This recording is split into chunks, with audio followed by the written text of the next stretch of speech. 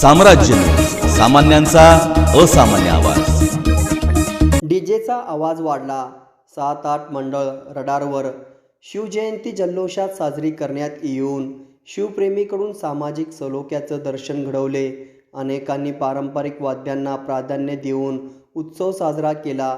यातही काही मंडळाच्या डीजेचा आवाज क्षमतेपेक्षा वाढल्याने 7 ते 8 मंडळे पोलिसाच्या रडारवर आढळून आली आहे। त्यांच्यावर ॲक्शन घेण्याचे काम सुरू असल्याचे अधिकृत सूत्रांकडून सांगण्यात आले।